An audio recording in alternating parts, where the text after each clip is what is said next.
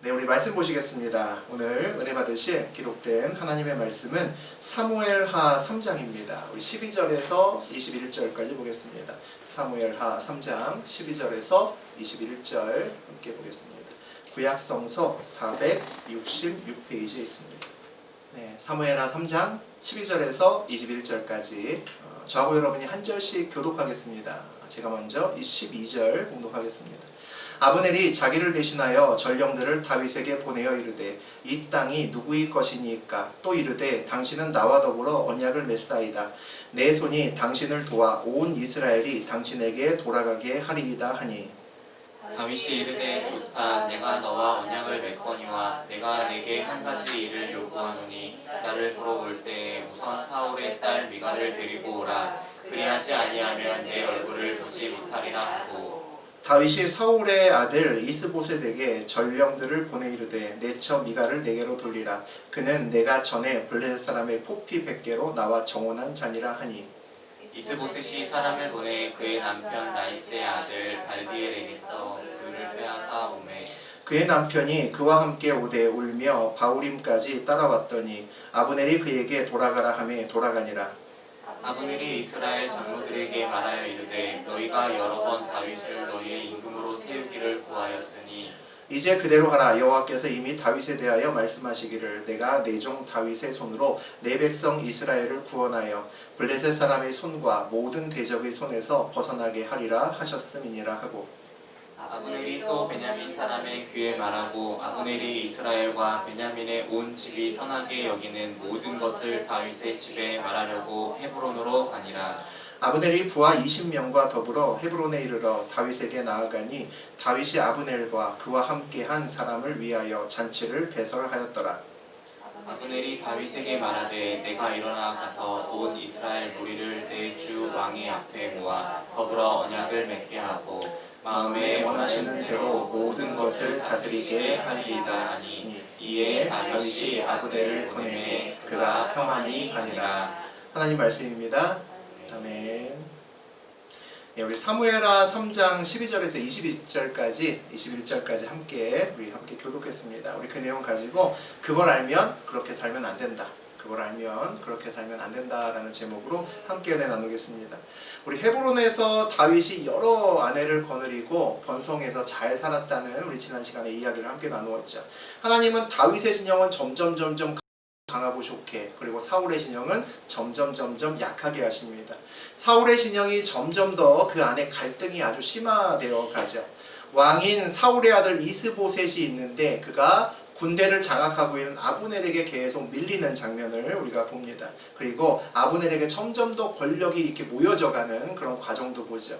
아브넬이 심지어는 사울의 첩을 취해서 왕의 자리에 오른 것과 마찬가지 그런 느낌으로 세상에 선포하는 그것도 우리가 함께 봤습니다. 그것을 이스보셋이 따지죠. 당연히 아들이면서 왕인 이스보셋이 따질 수밖에 없었을 겁니다. 그랬더니 야, 내가 맘만 먹으면 너 정도는 그냥 다윗에게 보내버릴 수도 있어. 이러면서 화를 돋구죠. 거의 협박을 합니다.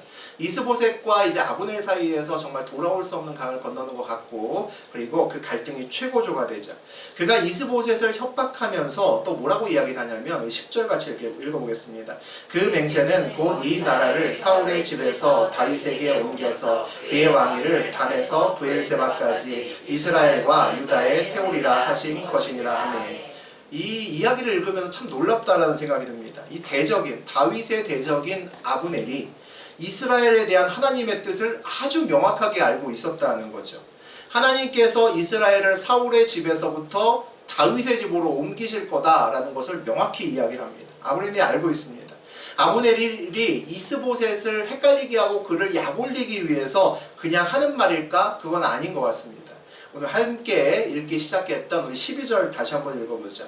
아브넬이 자기를 대신하여 전령들을 다윗에게 보내어 이르되 이 땅이 누구의 것이니까? 또 이르되 당신은 나와 더불어 언약을 맺사이다. 내 손이 당신을 도와 온 이스라엘이 당신에게 돌아가게 하리이다 하니 아브넬은 진짜 전령을 보냅니다. 진짜 전령을 보내서 다윗의 편에 서려고 한다는 거죠. 그러니까 괜히 빈말로 이스보셋을 그렇게 희롱하거나 마음을 강팍하게 만들려고 했던 빈말이 아니라는 겁니다. 다윗에게 사람을 보내어서 묻는 첫 번째 말이 이 땅이 누구의 것이니까 이렇게 묻습니다. 이 질문의 답이 뭘까요? 영적인 질문 아닙니다. 하나님 땅입니다. 이런 얘기 아닙니다. 그러면 뭐 다윗 입장에서 우리가 다윗이라고 하면 어떤 생각이 들까요? 당연히 내 땅이지. 왜 내 땅일까요? 하나님이 나에게 허락하신 땅이거든. 맞죠? 하지만 그 마음속에 무슨 마음이 있을까요? 그런데 아직은 아니죠. 아직은 유다 땅만 내 땅이고 유다 외의 나머지 땅은 다 누구 땅입니까? 아브넬 땅입니다. 그렇게 생각이 들 수밖에 없는 질문을 합니다. 아주 묘한 뉘앙스죠. 아브넬이 그렇게 이야기함으로써 내가 가진 이 많은 땅을 협상을 통해서 너에게 넘겨줄게 라고 이야기를 지금 하고 있는 겁니다. 협상에서 유리한 카드를 쥐고 있는 사람이 유리하게 설 수 있는 그 조건을 만들어 낸다는 거죠. 당신은 나와 더불어 언약을 맺사이다. 내 손이 당신을 도와 온 이스라엘이 당신에게 돌아가게 하리이다. 이렇게 이야기를 합니다. 계약을 맺자라는 거죠. 원래는 이스보셋과 다윗 사이에서 계약을 맺어야죠. 근데 아브넬이 새치게 합니다. 무슨 얘기입니까? 허수아비라는 거죠. 이스보셋은 허수아비입니다. 그러니까 자기하고 다윗하고만 얘기하면 다 끝난다라는 겁니다. 오늘 아브넬이 다윗에게 전령을 보내 협상했다는 것은 하나님께서 사울의 집을 약하게 하고 이스라엘을 다윗에게 옮겨주겠다고 하는 것을 이미 그가 알고 있기 때문이죠. 그렇게 두고 보니까 자기가 다스리던 나라가 점점 약해진다는 거죠. 내가 잘못된 길을 갖고 있구나 이미 알고 있습니다. 때만 보고 있습니다. 더 강해져가는 다윗을 보면서 그쪽에 붙을 때만 보고 있다는 거죠. 아브넬을 보면서 야 이쪽에 붙었다가 저쪽에 붙었다가 간에 붙었다가 쓸개에 붙었다가 하는 야 박쥐 같은 사람이다 라는 생각이 들기도 하지만 판세를 놀랍게 정확하게 읽어내는 그의 눈에 또 감탄을 할 수밖에 없습니다. 보통 권력을 만약에 가지게 되면 눈이 가려지잖아요. 내가 최고처럼 느껴집니다. 욕심이 많아지면 내가 어느 길로 가야 되는지 길을 잃어버리는 사람이 한둘이 아닙니다.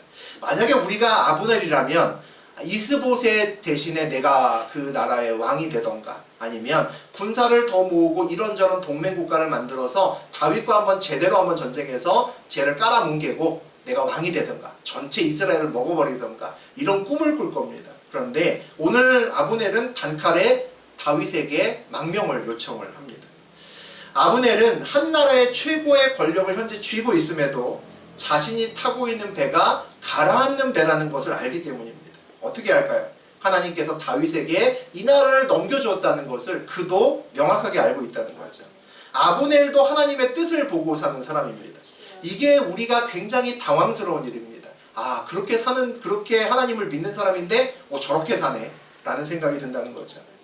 그럼 그 사실을 알면서도 아브넬이 왜 이스보셋을 앞세워서 다윗과 대적하는 나라도 만들고 그 사실을 알면서도 다윗과 지금까지 계속 전쟁하며 살잖아요. 왜 그럴까요? 그렇게 하는 것이 자기에게 가장 크게 이익이 되기 때문이겠죠. 가장 큰 많은 것들을 자기가 가질 수 있기 때문입니다. 그래야 세상의 것을 더 많이 누릴 수 있기 때문이죠. 하지만 아브넬도 때가 되면 다윗에게 가야 된다는 것을 안다는 거죠. 이게 참 신기한 일입니다. 이것을 이해하면 우리 얼마 전에 이스보셋 진영과 다윗의 진영이 첫 번째 전투를 했습니다. 그 전투에서 우리 우샤인 볼트처럼 빨랐던 아사엘이 아브넬을 쫓아가면서 죽이려고 계속 쫓아갑니다. 근데 아브넬이 뭐라 그랬습니까? 야, 너 따라오지 마라. 너 나 상대가 안 돼. 너 싸우다가 괜히 나한테 죽으니까 나 잡지 말고 근처에 다른 병사들 잡어. 이런 말도 안 되는 이야기를 합니다. 심지어는 이 우샤인 볼트가 뛰어오면서 끝까지 아사엘이 죽이려고 쫓아오니까 싸우죠. 싸우면서 어떻게 싸웁니까? 창의 뒤끝으로 싸웁니다. 안 죽이겠다는 거죠. 그럼에도 불구하고 과격하게 달려들다가 결국 아사엘이 죽습니다. 그러면서 중간에 아브넬이 뭐라 그러냐면 야, 내가 네 형 요압과 원수가 되고 싶지 않아 라는 이상한 말을 합니다. 그 말을 오늘 이 이야기를 보면 이해가 될 수 있다는 거죠. 하나님의 뜻이 다윗에게 있음을 이미 알고 아브넬은 언젠가는 저 진영으로 내가 갈 것을 알고 있습니다. 그러니까 그쪽에 있는 주요 인물들과 철천지원수가 되면 안 된다는 거죠. 그러니까 싸움을 하더라도 항상 빠져나갈 구멍을 만들고 누구와 원수가 되는 것을 원하지 않습니다. 참 특이하죠. 참 대단한 사람입니다. 아브넬처럼 사는 사람들이 있습니다. 기도도 하고 하나님 뜻을 묻기도 하죠. 그리고 나서 하나님의 뜻을 알고 나면 그것을 최대한 이용해서 자기가 얻을 수 있는 것이 어디까지일까? 그것부터 생각하기 시작합니다. 아, 하나님이 이렇게 반응하시는 것으로 봐서 아직은 내가 내 맘대로 살아도 되는구나. 이렇게 생각을 하는 사람들이 있습니다. 하나님 뜻을 알려고 하는 이유가 뭘까요? 내 욕심 때문이라는 거죠. 내 맘대로 살면서 한쪽 눈으로는 항상 하나님을 쳐다보고 있습니다. 눈치를 살피죠. 심각해지기 전에 돌아오기만 하면 된다고 생각합니다. 교회에 다니면서 이렇게 사는 사람들이 생각보다 많이 있습니다. 눈치 빠르고 머리 좋고 세상에서는 한 처세한다라고 그렇게 자부하는 사람들이 교회에서 그렇게 삽니다. 하나님의 눈치를 보면서 하나님 앞에서 처세술을 한다는 거죠. 우리 13절 같이 보겠습니다. 다윗이 이르되 좋다. 내가 너와 언약을 맺거니와 내가 내게 한 가지 일을 요구하노니 나를 보러 올 때에 우선 사울의 딸 미갈을 데리고 오라. 그러하지 아니하면 내 얼굴을 보지 못하리라 하고, 다윗이 아브넬의 제안을 수락합니다. 한 가지 요구를 하나 더 하죠. 사울의 딸 미갈을 데려와야 내가 협상하겠다. 전제 조건입니다. 이거 되지 않으면 나 아예 너 만나지도 않을 거야. 굉장히 강하게 얘기를 합니다. 잘 보면 참 뜬금없는 제안이죠. 왜 갑자기 이 타이밍에 미갈의 이름이 나올까라는 생각이 듭니다. 왜 오늘에서야 갑자기 유다왕 다윗이 갑자기 미갈을 요구를 할까? 여러분 왜라고 생각하십니까? 첫사랑이어서 그럴 수 있겠죠. 잊을 수 없어서 오매불망 이제까지 계속 미갈 거리면서 살다가 이제 왕이 되었으니까, 기회가 됐으니까 내 아내 데리고 와, 그랬을 수도 있겠죠. 아니면 사울의 딸과 결혼해서 정치적인 명분을 세우기 위해서 그럴 수 있을 겁니다. 아브넬이 왕의 자리가 탐나니까 사울의 척을 취했죠. 그래서 은근히 그의 가계도 안으로 들어갔습니다. 마찬가지로 사울의 딸을 취하면 다윗은 법적으로 사울의 양자, 아들의 자리가 되는 거죠. 왕위를 물려받아도 괜찮은 그의 로얄 패밀리 안에 들어갑니다. 미갈은 사울의 딸이고 다윗의 첫 번째 아내였습니다. 저는 미갈은 다윗을 정말 사랑했다고 생각합니다. 왜냐하면 다윗이 골리앗을 죽인 이후에 전국구의 영웅이 됐죠. 하지만 목동 출신이고 그리고 별 볼 일 없는 가문의 출신이었습니다. 미갈은 당시에 최고의 가문이죠. 왕의 딸이었습니다. 더군다나 미갈은 아버지 사울이 다윗을 죽이고 싶을 정도로 미워한다는 것을 알고 있었습니다. 그런데 자꾸 마음이 가는 거죠. 자꾸 다윗이 좋은 겁니다. 그래서 다윗과 결혼했으면 좋겠다라는 뜻을 계속 아버지에게 비춥니다. 청년들 입장에서 보면 야, 불같은 사랑이다 이렇게 생각이 들죠. 야, 역시 사랑은 구경이 없어, 조건 없는 사랑이야 라고 생각합니다. 어른들 입장에서 보면 철딱서니 없는 사랑이죠. 이게 불장난입니다. 야, 사랑만 가지고 다 살 수 있는 줄 알아? 이런 얘기가 대부분의 어른의 입에서 자주 나오는 얘기죠. 버럭하는 이야기입니다. 미갈은 사울에게 쫓기는 남편 다윗을 몰래 줄을 내려서 창으로 도망시키기도 했습니다. 미갈은 사랑 때문에 아버지를 배신하고 다윗을 선택했습니다. 그러니까 미갈은 정말 다윗을 사랑하는 거죠. 그리고 나서 다윗과 미갈이 만났다는 얘기가 없습니다. 그러니까 굉장히 오랫동안 보지 못한 겁니다. 헤어져 있었다는 거죠. 아마 사울 때문에 못 봤겠죠. 사울 때문에 다윗도 올 수가 없었을 거고 또 미갈도 갈 수가 없었을 겁니다. 그러면 다윗은 미갈과 헤어진 이후에 도움도 받았고 오매불망 미갈만을 생각하면서 고대판 로미오와 줄리엣처럼 그렇게 살았어야 될 것 같잖아요. 그런데 그렇게 살았던 것 같지 않습니다. 우리 사무엘상 25장 함께 읽었던 내용이죠. 우리 42절, 43절 보죠. 아비가일이 급히 일어나서 나귀를 타고 그를 뒤따르는 처녀 5과 함께 다윗의 전령들을 따라가서 다윗의 아내가 되니라. 다윗이 또 이스라엘 아비노함을 아내로 맞았더니 그들 두 사람이 그의 아내가 되니라. 다윗은 아비가일과 결혼도 하고 나발의 아내죠. 그리고 이스라엘 사람인 또 아히노함과 또 결혼했다라고 이야기를 합니다. 사울에게 목숨이 2개가 돼도 모자랄 정도로 쫓겨다니면서도 결혼을 했습니다. 근데 그 결혼한 사람들이 전부 다 유다 지방의 아주 유력한 가문에 해당되는 처자들하고 결혼을 했다는 거죠. 뭔가 냄새가 나죠. 우리 44절 보겠습니다. 사울이 그의 딸 다윗의 아내 미갈을 갈림에 사는 라이스의 아들 발디에게 주었더라. 2번의 결혼의 연이은 소식을 성경이 전하면서 바로 얘기를 합니다. 사울이 그의 딸을 다른 남자에게 주었더라. 재혼을 시켰다는 겁니다. 재혼 소식을 알린다는 얘기죠. 아마도 유다 사람하고 연속해서 결혼했다는 다윗의 이야기를 듣고 사울이 미갈을 재혼시키지 않았나라고 충분히 추측할 수 있는 내용입니다. 물론 사울이 주도해서 미갈을 재혼시켰겠지만 미갈도 이를 악물고 반대하지 않았기 때문에 재혼을 한 겁니다. 이전처럼 자기가 원하는 결혼하기 위해서 어떻게든 다윗하고 결혼하려고 해서 결혼까지 했었던 미갈입니다. 그러니까 재혼하지 않으려고 했으면 재혼하지 않을 수도 있었다는 거죠. 왜 재혼했을까요? 누가 배신 때렸기 때문일까요? 다윗과 미갈 중에 누가 문제가 있을까요? 알 수 있을 것 같죠? 우리 14절 보겠습니다.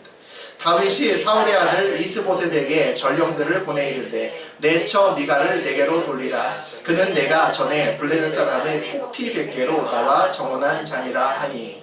다윗이 뜬금없이 이스보셋 진영에게 미갈을 달라고 합니다. 내 처라는 거죠. 저 같으면 이런 남자한테 안 갑니다. 그 여자가 내 여자다라고 얘기를 하면서 내가 그를 얼마나 사랑하는 줄 아느냐가 아니라 뭐라 그럽니까? 내가 전에 블레셋 사람의 포피 100개로 그 여자를 샀어라고 얘기를 하는 겁니다. 결혼하면 안 되는 남자죠. 오늘 다윗이 그렇게 이야기를 합니다. 내가 그녀의 법적인 남편이다라고 얘기를 하는 겁니다. 이 법적으로 다시 말하면 사울의 사위이기도 하다라는 이야기를 오늘 같이 하고 있습니다. 사랑보다는 법적이고 정치적인 것이 더 목적이었다라는 것을 우리가 굳이 얘기하지 않아도 잘 읽어보면 알 수가 있습니다. 다윗은 아브넬처럼 하나님의 뜻을 알고 믿는 또 한 사람이었습니다. 그리고 그 길을 실제로 걸어갔던 사람이죠. 하나님의 길을 걸을 때 가장 큰 유혹이 뭘까요? 하나님의 방법 대신에 사람의 방법을 쓰고 싶은 유혹입니다. 다윗은 이미 영적인 정통성을 가지고 있습니다. 하나님께서 사울 다음으로 다윗을 왕으로 삼으셨다. 이미 파다합니다. 모르는 사람이 별로 없을 정도죠. 이제 거기에다가 세상의 정통성까지 더 더하고 싶습니다. 그러면 하나님의 뜻을 따라가는 자기 이 길이 더 빠르고 안전하게 목적지까지 갈 수 있겠다라는 생각이 든다는 거죠. 미갈의 남편이 돼서 사울의 사위가 되면 자기를 그렇게 미워하던 사람들, 사울을 그렇게 좋아하던 사람들이 미갈의 남편이네, 사울의 사위네 라고 마음을 돌이킬 가능성이 높다는 거죠. 그래서 오늘 다윗은 미갈이 필요해 라고 얘기를 합니다. 다른 땅이 모두 다 내게로 넘어오기 전에 내가 먼저 미갈의 남편이라는 것을 세상에 알리고 싶다는 거죠. 여기에 늘 우리가 빠지기 쉬운 함정이 있습니다. 하나님의 뜻을 내가 더 빨리, 더 안전하게, 더 완벽하게 성취하고 싶은 욕구가 우리 안에 있다는 거죠. 성실함이 아니라 머리로 하나님을 돕고 싶은 그런 마음이 중간중간에 들어옵니다. 우리 15절과 16절 보죠. 이스보셋이 사람을 보내 그의 남편 라이스의 아들 발디엘에게서 그를 빼앗아 오매 그의 남편이 그와 함께 오되 울며 바후림까지 따라왔더니 아브넬이 그에게 돌아가라 하매 돌아가니라. 이스보셋이 재혼한 미갈을 그의 남편에게서 뺐습니다. 미갈의 남편인 이 발디 또는 발디엘은 마른 하늘에 완전히 날벼락 맞은 거죠. 갑자기 어느 날 나라에서 자기 마누라를 내놓으라는 겁니다. 이제 말도 안 되는 얘기죠. 그런 일을 겪습니다. 뭐 기록에는 없지만 아이들도 있을 수 있겠죠. 다윗도 아이들이 있으니까 아이들도 있을지 모릅니다. 그의 남편이 그와 함께 오되 어떻게 옵니까? 울면서 바후림까지 따라왔습니다. 이게 참 가슴 아픈 일입니다. 내 사랑하는 아내가 남의 남자에게 돌아가는 거죠. 그럴 때 그 여자를 놓치고 싶지 않아서 울면서 그 길을 따라왔다. 내가 힘이 있으면 뺏어가는데 너무나 힘이 센 쪽에서 왕이 데려가니까 차마 데려갈 수는 없고 못 데려와서 끝까지 애걸복걸하면서 사정하는 모습을 보여준다는 거죠. 우리가 여기에서 또 하나 느끼는 것이 보통은 우리 뒤쪽에도 많이 있지만 다윗이 뭔가를 잘못했을 때 하나님이 이렇게 괜찮아라고 해주시는 경우가 굉장히 많거든요. 하나님이 다윗을 워낙 사랑하시고 또 다윗의 정통성을 또 높게 평가하시기 때문에 그렇게 하십니다. 그런데 그렇게 하지 않으시는 경우도 있습니다. 굳이 15절, 16절 여기에 놓으시는 이유가 뭘까? 저것만 없어도 얼렁뚱땅 넘어갈 수 있는데 저 이야기를 보면서 마음이 편한 사람은 아무도 없습니다. 하나님이 원치 않았다라는 생각이 자꾸만 들게 만듭니다. 발디엘과 미갈의 사이가 굉장히 좋았던 것 같다는 생각도 듭니다. 그러니까 남편이 울면서 따라왔겠죠. 재혼해서 알콩달콩 잘 살고 있는 미갈은 유다 왕이 돼서 첫사랑이 백마 타고 나타나서 너 내 마누라다 라고 와라 라고 했을 때 기쁨으로 쫓아갔을까? 아무리 생각해도 그런 것 같지는 않다는 거죠. 이 결혼이 누구를 위한 결혼일까? 이 방법이 누구를 위한 방법일까라는 생각이 자꾸 드는 대목입니다. 우리 17절과 18절 보죠. 아브넬이 이스라엘 장로들에게 말하여 이르되 너희가 여러 번 다윗을 너희의 임금으로 세우기를 구하였으니 이제 그대로 하라. 여호와께서 이미 다윗에 대하여 말씀하시기를 내가 내 종 다윗의 손으로 내 백성 이스라엘을 구원하여 블레셋 사람의 손과 모든 대적의 손에서 벗어나게 하리라 하셨습니다 하고, 아브넬은 이제 다윗의 편에 붙기로 완전히 결정한 것 같습니다. 그래서 이스라엘 장로들, 그러니까 유다 지방을 빼놓은 나머지 장로들을 불러 모아놓고 다윗을 임금으로 세우자 아주 대놓고 얘기를 합니다. 그리고 하나님의 뜻이 어차피 다윗에게 있지 않느냐, 오히려 설득하는 위치로 바뀌어 있습니다. 다윗을 통해 하나님께서 블레셋과 다른 여러 가지 대적들로부터 우리를 지키실 거다라는 믿음의 약속까지도 합니다. 19절 같이 보죠. 아브넬이 또 베냐민 사람의 귀에 말하고 아브넬이 이스라엘과 베냐민의 온 집에 선하게 여기는 모든 것을 다윗의 귀에 말하려고 헤브론으로 가니라. 아브넬이 마지막으로 베냐민 지파 사람을 설득합니다. 왜냐하면 사울이 베냐민 지파 사람이거든요. 그러니까 베냐민 지파는 놀라울 정도로 이 자부심이 있습니다. 야, 우리 가문에서 대통령 나왔거든. 뭐 이겁니다. 그런데 그 대통령의 다음 대통령은 당연히 우리 가문에서 나와야지. 어딜 이렇게 할 거 아닙니까? 그러니까 그것을 설득합니다. 아브넬이 베냐민 사람들을 설득해서 다윗에게 가는 것이 맞다라고 이야기합니다. 아브넬도 또한 베냐민 사람이기 때문에 저러한 설득이 가능했을 것 같습니다. 다윗이 이스라엘의 왕이 되는데 가장 걸림돌이 되었던 문제를 지금 와서 아브넬이 스스로 풀고 있는 것을 볼 수 있는 거죠. 우리 20절과 21절 봅니다. 아브넬이 부하 20명과 더불어 헤브론에 이르러 다윗에게 나아가니 다윗이 아브넬과 그와 함께한 사람을 위하여 잔치를 배설하였더라. 아브넬이 다윗에게 말하되 내가 일어나 가서 온 이스라엘 무리를 내 주 왕의 앞에 모아 더불어 언약을 맺게 하고 마음에 원하시는 대로 모든 것을 다스리게 하리이다 하니 이에 다윗이 아브넬을 보내매 그가 평안히 가니라. 아브넬이 부하 20명과 함께 왔습니다. 아마도 성대하게 잔치를 베풀었다는 걸로 봐서 미갈도 같이 왔을 것으로 예상이 들고, 그러니까 함께 만났겠죠. 그리고 이 협상이 아주 성공적으로 서로 간에 아주 만족감이 있는 그런 협약이었다라는 것을 우리가 알 수가 있습니다. 다윗이 온 이스라엘의 왕이 되기 위한 첫 단추가 아주 잘 꿰어져서 시작되었구나라는 것을 우리가 알 수 있다는 거죠. 아브넬이 다윗에게 약속합니다. 그리고 다윗을 뭐라고 부릅니까? 내 주 왕이라고 부릅니다. 완전히 밑으로 들어갔다는 거죠. 내 왕이 당신입니다. 내 주님입니다. 라고 이야기를 합니다. 아브넬을 지지하는 온 이스라엘 무리를 다 데리고 와서 다윗을 따르도록 다윗왕 앞에서 피해 맹세를 하겠다. 이렇게 약속을 한다는 거죠. 이제 아브넬은 적이 아니죠. 어제까지는 적이었는데 이제 다윗의 굉장히 중요한 조력자로서 바뀌었습니다. 다윗은 온 이스라엘의 왕의 자리가, 그 왕의 자리가 자기 자리임을 이미 압니다. 왜냐하면 하나님께서 오래전부터, 수십 년 전부터 그에게 안수하시고 기름 부어주시면서 너를 왕으로 쓰겠다라고 말씀하셨기 때문입니다.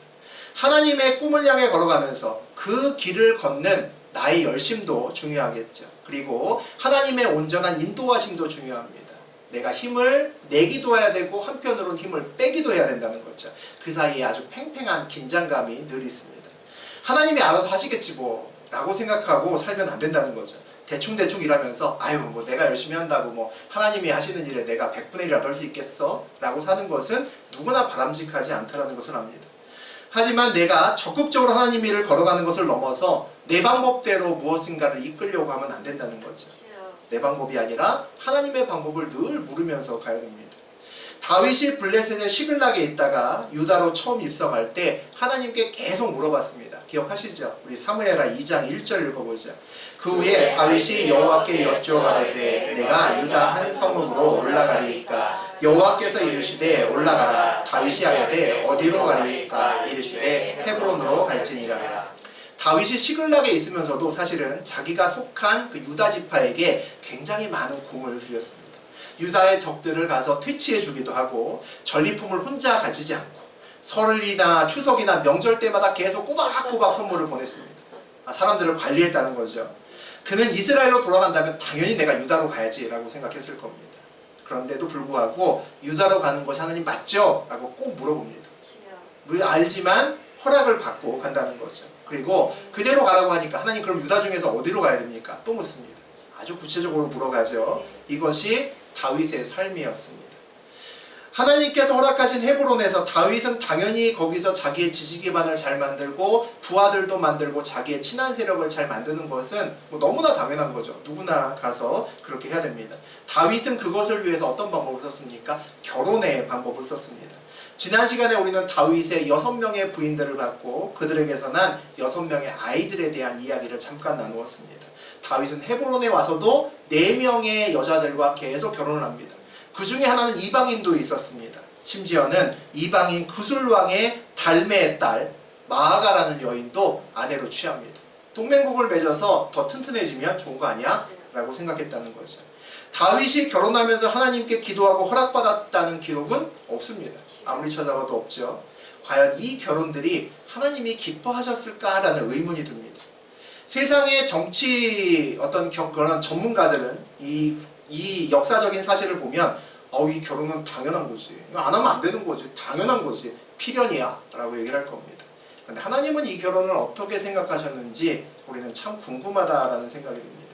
그런데 여기서 우리가 또 하나 눈여겨봐야 되는 것이 이 다윗의 방법들, 계속해서 결혼 이야기를 지난 시간에 다루었었는데 그 바로 앞에 어떤 내용이 나오냐면 3절이 나옵니다.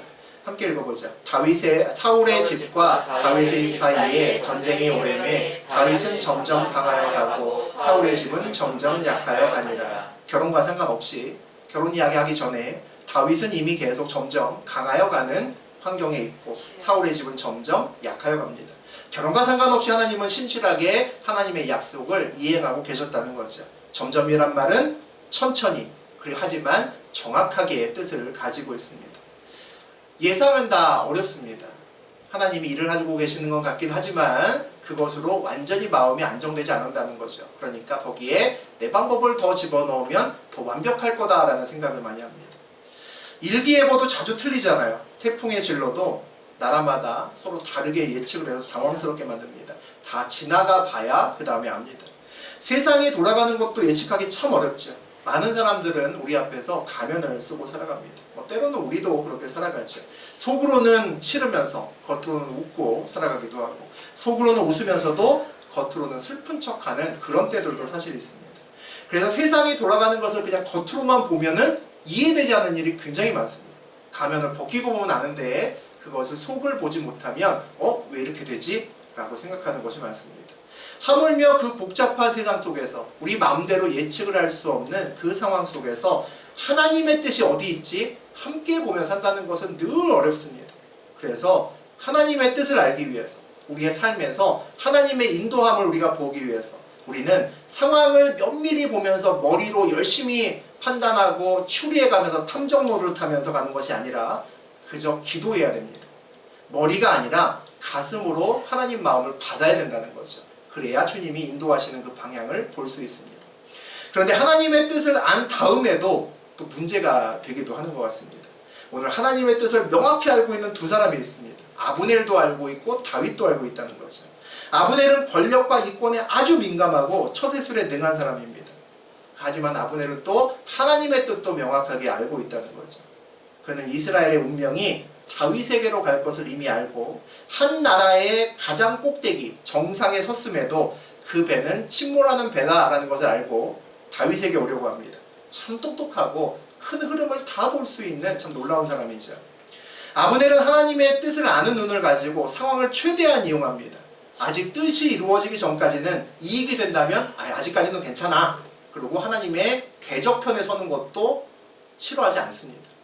아브넬은 늦기 전에만 돌아가면 된다라고 생각합니다.